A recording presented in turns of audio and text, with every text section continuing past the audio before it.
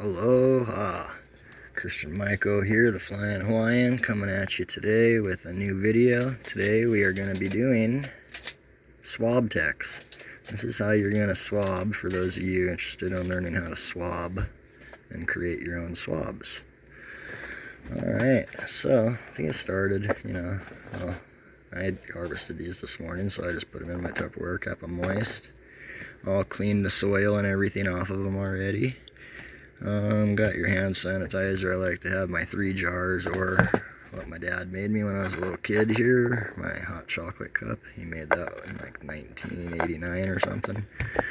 Anyways, so I got my finished swabs. This is going to be staging station for the one swab that's still sitting in there while I use the one.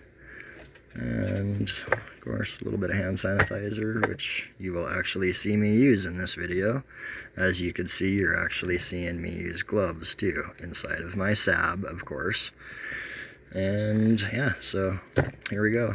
Oh, I also like to, I don't have in here right now, just for shits and giggles, I like to have a alcohol soaked paper towel, which I am getting to right now for you.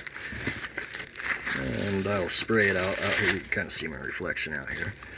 I'll spray it down out here just to keep air movement down in there. Because the less movement you do inside of your sab, the less chances of anything moving around, which is the whole point of a sab still air box, is to have still air.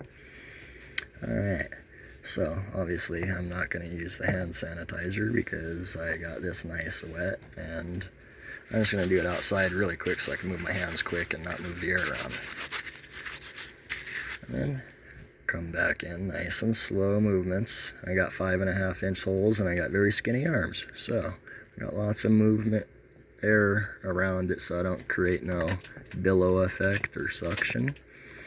So first off, take your, and then yeah, and just squeeze her on out there. Offset them, set it in there, and pop this guy up and open.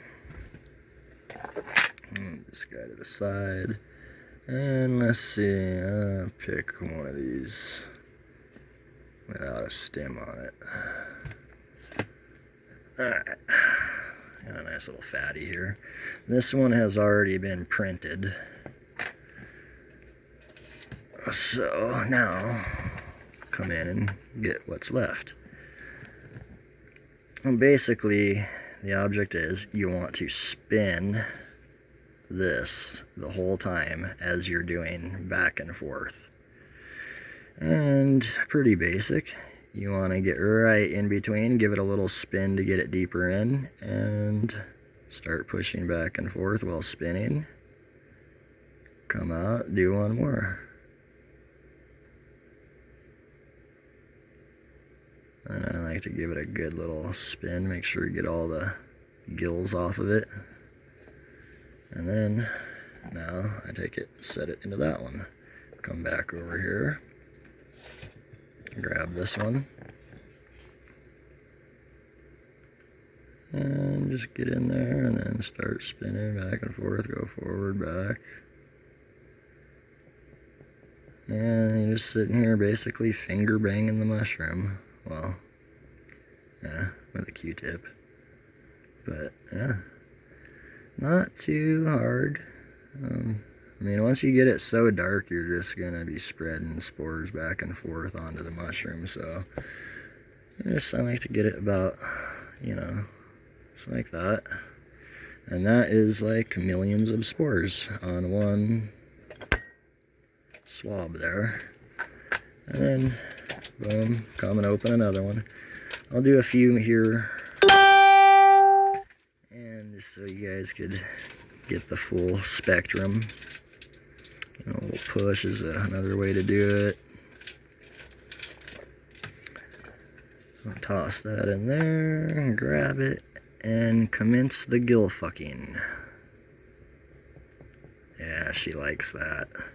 Anyways, so trying to keep the mind out of the gutter here. Back to swabbing. I really like swabs because, you know, way less contam prone compared to a multi-spore syringe. Pretty much last forever, just like a spore print. I mean, shit, freaking 100 years, I'd say. Freaking probably still be good for all I know. I mean, I heard of a guy coming out with, found one in a book that survived his house fire 30 years before, and he came across this book and opened it up, and out fell a spore print from 35 years before that had been in the book during the house fire. And he got it to grow. It's pretty amazing, actually, you think about that. Fungi is pretty amazing stuff. So I'll just do one more here, and I'll kind of just go over what I'm doing again, and we'll call that a day for the video. So again, open it, squeeze it, pull them. I pulled that one a little too fast. Get that one back in there. That's another reason I don't like to wear gloves, is I like to feel everything, you know. And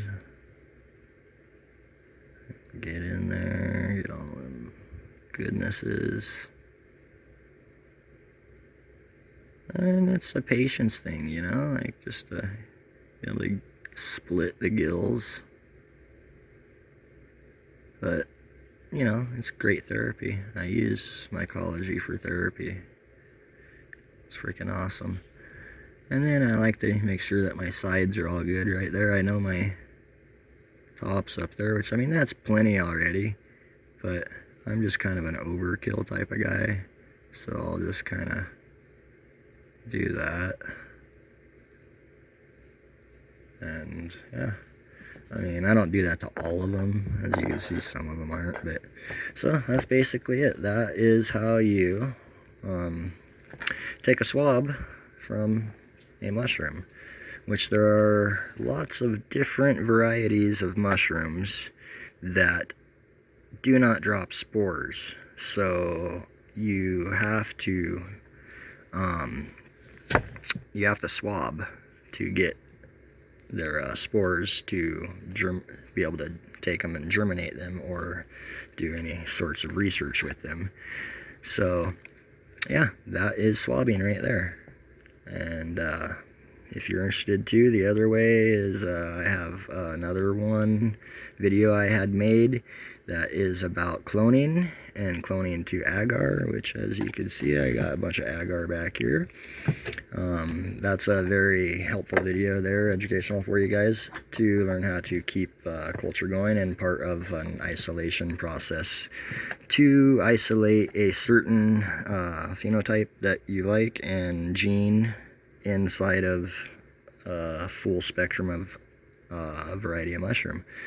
So please subscribe, hit like, stay tuned for more videos, and stay positive, and much aloha. Ahui ho.